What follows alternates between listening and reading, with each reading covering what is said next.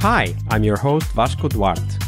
Welcome to the Scrum Master Toolbox podcast, where we share tips and tricks from Scrum Masters around the world.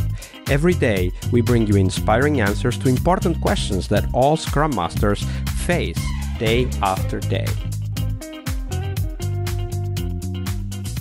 Hello, everybody. Welcome to our Wednesday, the Leading Change episode this week with Amruta Beri. Hey, Amruta, welcome back. Hi, Vasco. So Wednesday is the change episode, change management, or as I like to call it, change leadership, as we Scrum Masters and Agile coaches, and of course, senior team members, as well as team leads, we are involved with change every single day of work that we do. So we could be talking about a team level change or organizational level change, or even an individual level change. It doesn't matter. All of those change processes are important for us and we need to be ready for them. So that's the story we want to hear from you today, Amruta. Tell us a story of a change process. Walk us through the steps, how it went over time, and highlight for us the tools, the tips, the tricks, and the techniques you learned back then that you still apply today. Sure. So we all as Scrum Masters, I'm sure, could relate to this common challenge that we face in our organization is that Scrum Master role is not recognized as a full-fledged role. We're either just considered as, just regular facilitators, or we are considered on the other extreme as project managers who are supposed to assign tasks, produce status reports, and give them deadlines and so on and so forth. So I was also once a part of such an organization who considered a Scrum Master role not to be a full-fledged role, or not 100% allocation was presented to this role. So I was a developer then, and they wanted me to continue with this development 50% of my time, and 50% of my time I was to be a Scrum Master. Now, you can totally relate to how bad this idea was to begin with, but because we all were new to this, nobody really was anticipating what could happen next.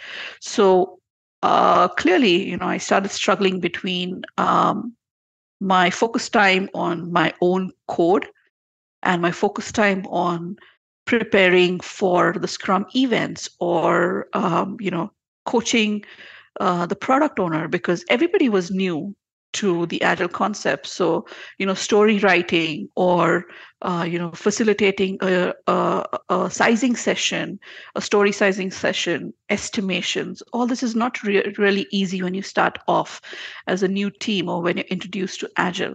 So for me to coach, mentor, and concentrate on coding responsibilities was just becoming like hell at work. And I was really not able to balance. I was putting in more time at work and losing my work-life balance as well. So personally as well, I was not like in a good place. So I had to really stand up, and I had to have a one-on-one with my manager. I had to explain the situation, and I also presented an agile concept to him, because agile helps you fail fast and fail often. I advised him that we could experiment this, that I could make the next person in line who is senior lead, and he could make me as a full-fledged Scrum Master instead of dividing my time 50%.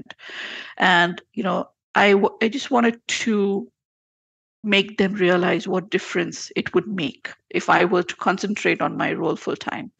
So slowly we started this experiment, and I just asked him to give me 3 months to have enough data, and slowly I could see how much time I could invest into different coaching techniques for my product owner, how I could always ensure that there is enough work in the backlog for the team whenever we were running short, mentoring the product owner at different stages, because when the product owner is new, they try to also venture into solutioning instead of just concentrating into the requirements.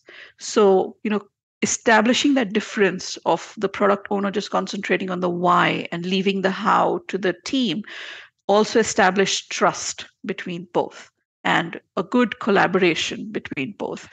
And, there are many things that a Scrum Master needs to establish in a new team. Like I previously mentioned, working agreements. I had a lot of brainstorming sessions with them because we were all working on this new project, and we had to brainstorm on how these features or these ideas could be solving the right problem for our customers, because we all want to create value. We don't want to just put some product out there. So a valuable product could only be when you're solving the right problems for the customer. I also ran many innovation sprints during that time to bring out new ideas and take that break from your day-to-day work so that you could concentrate on innovation at the same time. And generating metrics to validate those goals that we had started off with, those really helped them to be on track and to validate whether whatever goals they had decided and whatever outcomes that those goals were supposed to achieve, were those achieved or not. So, slowly the management started to realize how this team had evolved, how self-driven, how empowered they were. And they could now, run those sprint events or run those agile concepts themselves. They didn't need me to sit there and hold their hand every time. And this really, really encouraged the management, and that at that time it was just within the BU the word spread of how successful this team has been towards creating value for the customer. So that is how the management saw and recognized this role, at least within my BU. That's how we started. And more Scrum teams were encouraged, and more Scrum Masters were assigned as a full-fledged role in the organization. Yeah, absolutely. Great story, by the way, very inspiring, and also shows the importance of being attentive to what is going on. So not saying, hey, this is wrong, I should be full-time, but rather, hey, what if we try an experiment for a limited time? And by the way, let's agree on what it means, for this experiment to be successful. And you say, and then I had time to collect the metrics. I could help the team plan better. I could help the team learn more about how they were progressing. All of that information is critical for us to make better decisions. And as you said, ultimately, it started to spread because the results were so obviously good for that team, right? Absolutely, because a Scrum Master is just catalyst. All we do is coach and mentor, and we have to train from the back of the room. Absolutely.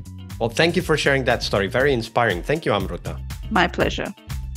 Leading change is one of the core skills we must acquire, but it is only one of the steps towards our success as Scrum Masters. Tomorrow, on Success Thursday, we will talk about how to define success for the Scrum Master role. We'll cover tips on how to measure your way to that position, and most importantly, how to develop that focus on continuous improvement that is as important for Scrum Masters as it is for teams. See you tomorrow. We really hope you liked our show. And if you did, why not rate this podcast on Stitcher or iTunes? Share this podcast and let other Scrum Masters know about this valuable resource for their work. Remember that sharing is caring.